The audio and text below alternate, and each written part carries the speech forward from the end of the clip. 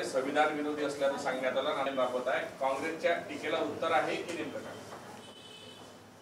स्वातंत्र्याच्या 75 वर्षामध्ये ज्या पद्धतीने काँग्रेस आणि अलाइड पार्टीजनी संविधानाची पायमल्ली करत, मोडतोड करत, चुकीच्या पद्धतीने संविधान लोकांच्यापर्यंत पोचतं करत त्यांना त्यांच्या भावना भ्रमिष्ट करण्याचं काम केलं, ते संविधान समजून घेण्याची गरज आहे. समाजातल्या शेवटच्या व्यक्तीपर्यंत खऱ्या अर्थानं संविधान पोचतं झालं पाहिजे, ही भावना भारतीय जनता पक्षाची आहे. आणि त्यामुळं ज्या काही गोष्टी झाल्या, जर समजा 370 कलम तात्पुरतं होतं तर त्याला 75 वर्ष का लागलीत, त्यासाठी मोदीजींना प्रधानमंत्री का व्हावं लागलं, UCCचा विषय अजूनही हातावेगळा व्हायचा आहे. संविधान निर्मात्यांना आणि संविधानाला खरंच या गोष्टी अपेक्षित होत्या काय?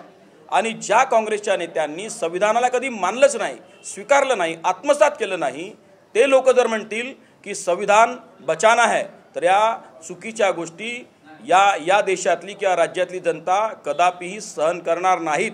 आणि त्यामुळे संविधान खऱ्या अर्थानं समजावून सांगण्यासाठी, संविधान खऱ्या अर्थानं शेवटच्या माणसापर्यंत पोचतं करण्यासाठी भारतीय जनता पक्षानं संविधान सन्मान अभियान हे सुरू केलेलं आहे. आणि 11 जानेवारी ते 25 जानेवारीपर्यंत आम्ही लोकांच्यापर्यंत हे अभियान पोचतं करणार आहोत.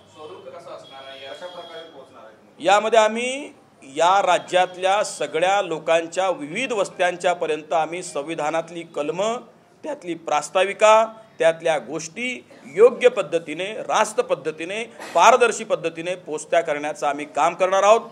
काही इंटलेक्च्युअल्स लोकांच्या भेटीगाठी, त्यांच्याशी चर्चासत्र आणि इन हाऊस संमेलनं देखील या माध्यमातून, आणि त्यासाठी देशभरातली आमची ज्येष्ठ नेता मंडळी, मग प्रधानमंत्री आदरणीय नरेंद्रजी मोदी साहेब असतील, अमितभाई शाह असतील, माननीय नितीनजी गडकरी असतील, किंवा मग या राज्याचे लोकप्रिय मुख्यमंत्री देवेंद्रजी फडणवीस साहेब असतील, हे देखील या अभियानाच्या माध्यमातून देशभर आणि आपल्या राज्यामध्ये सभा घेतील.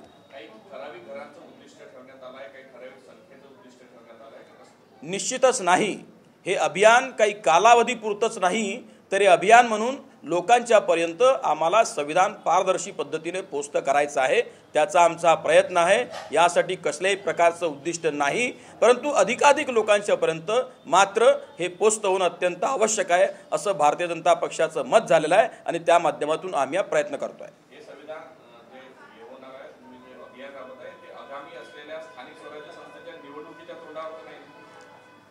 संविधान सन्मान अभियान आणि निवडणुकांचा मुळातच संबंध नाही. आम्ही केंद्रामध्ये आम्ही सरकार स्थापन केलेलं आहे.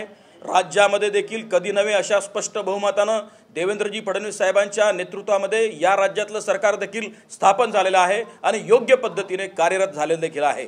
या अभियानाचा आणि निवडणुकांचा दुरान्वयानेही संबंध नाही आणि हे अभियान देशभर होत आहे, महाराष्ट्रासह.